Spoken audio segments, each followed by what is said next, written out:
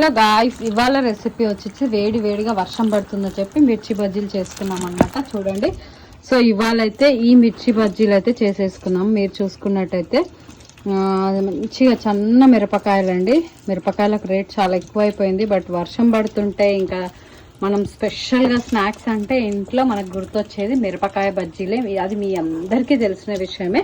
So మీలో ఎంతమందికి ఇలా మిరపకాయ బజ్జీలు అంటే ఇష్టం? నాకైతే చాలా అంటే చాలా ఇష్టం అనమాట. వర్షం పడ్డప్పుడల్లా ఇట్లా మా ఇంట్లో వాళ్ళకి ఇంట్లోనే న్యాచురల్గా మిరపకాయ బజ్జీలు అయితే తయారు చేసి పెడతాం మేము. ఇవి వచ్చేసి ఆనియన్ మిర్చి అనమాట. ఇట్లా ఆనియన్స్ని కట్ చేసుకొని వేసుకున్నాను. రింగ్స్ లాగా అయిపోయాయి. చూడండి, ఆనియన్ మిర్చి కూడా రెడీ అవుతుంది. ఇంకా ఆలస్యం చేయకుండా తినేయడం అనమాట. కొంచెం సోడా వేసుకున్నాను, అందుకే మంచిగా ఉబ్బింది. అండ్ పిండి కూడా చాలా మంచిది దొరికింది అనమాట. లైక్ మేమే శనగలు ఎండబెట్టి మంచిగా పట్టించుకున్నాము. అందులో కొద్దిగా ఒక్క స్పూన్ అయితే రైస్ ఫ్లోర్ వేసాను. అండ్ పిండి కలిపేటప్పుడు మనం కొద్దిగా మిరపకాయలు కూడా యాడ్ చేసుకుంటే బాగుంటుంది అనమాట. ఇవాళ వీడియో ఇదే అనమాట. ఈ వీడియో మీకు ఖచ్చితంగా నచ్చుతానని అనుకుంటున్నా.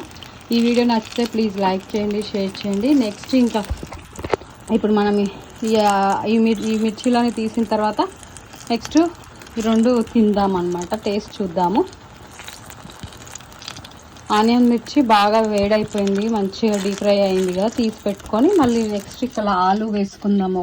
జస్ట్ ఒక్క స్లైస్.